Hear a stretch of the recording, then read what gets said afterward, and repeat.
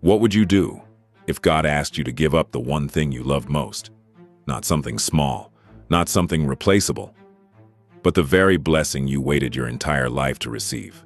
Today's story is one of the most emotional, powerful, and faith-filled moments in the entire Bible. It is the story of Abraham and Isaac, a father, a promised son, a long journey up a mountain, and a test of faith that would change history forever.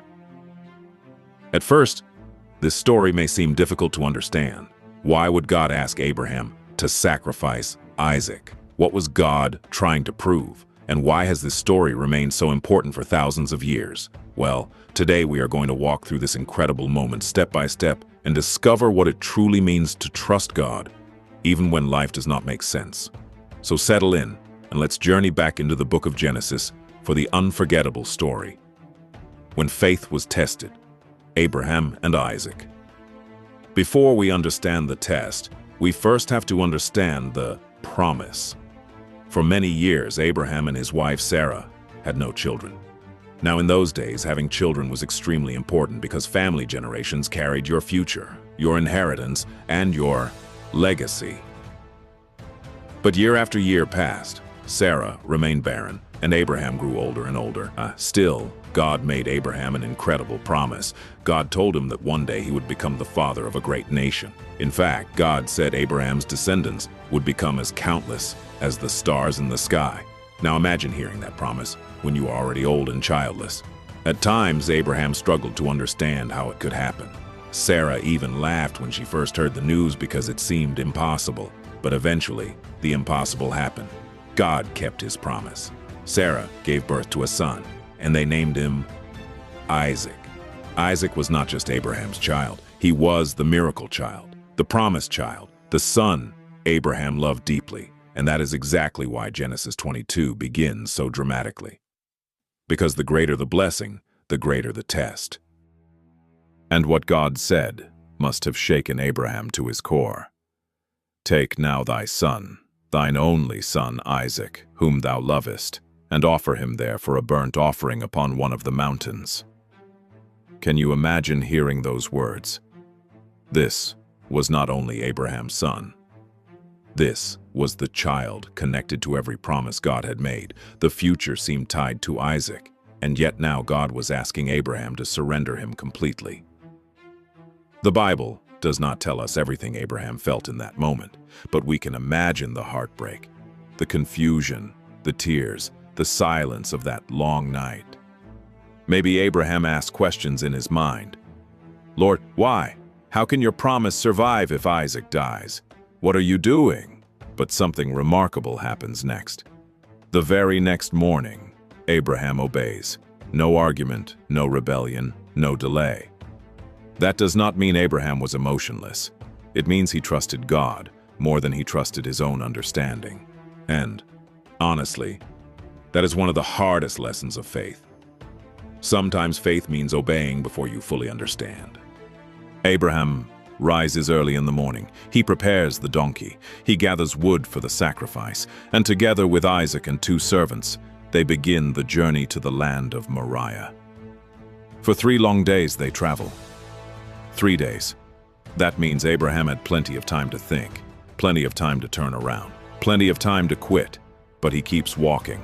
Now here is something powerful many people miss. Before climbing the mountain, Abraham says something to the servants. He says, I and the lad will go yonder and worship and come again to you. Did you catch that? Abraham believed somehow both he and Isaac would return, even if he did not understand how. That is deep faith. Hebrews later tells us Abraham believed God could even raise Isaac from the dead if necessary. In other words, Abraham trusted God's character more than the situation in front of him. And that is real faith. Real faith does not mean you never feel pain.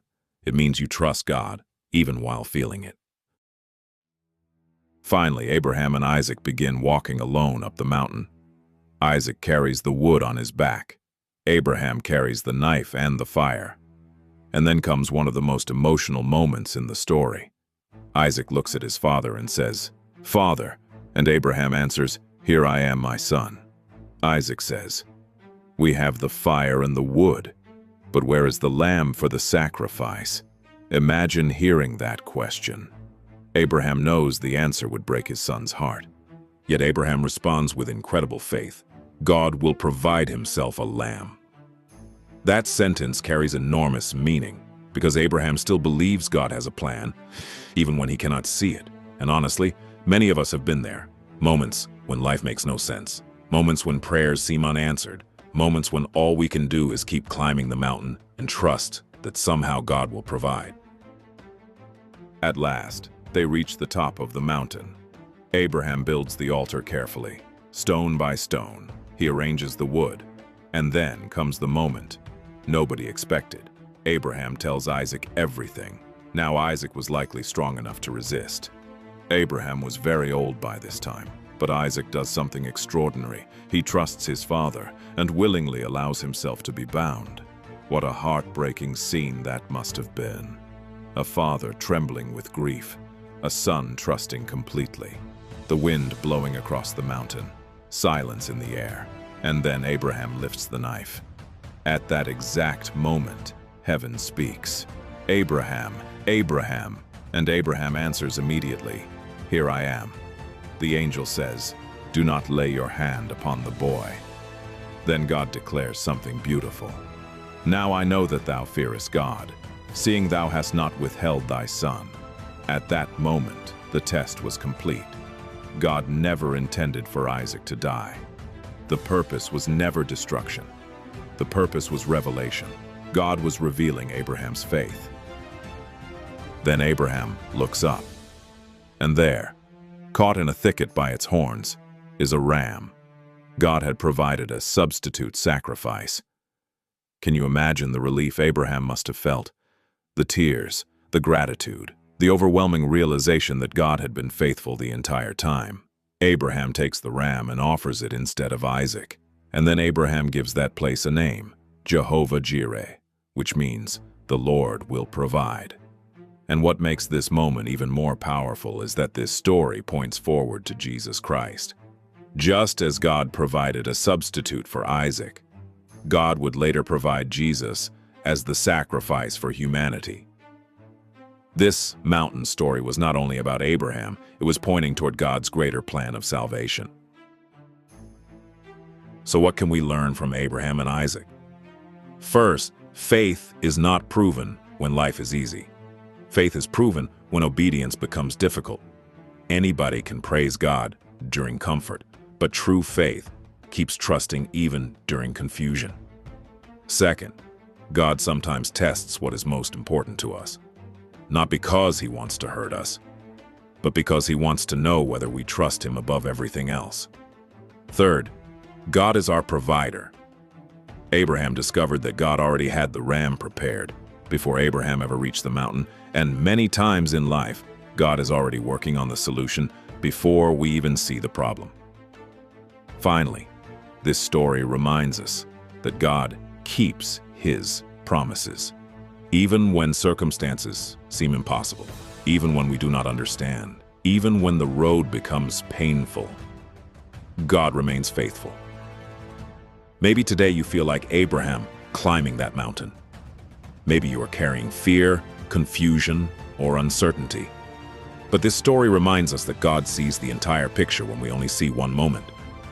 And just like Abraham discovered, God provides.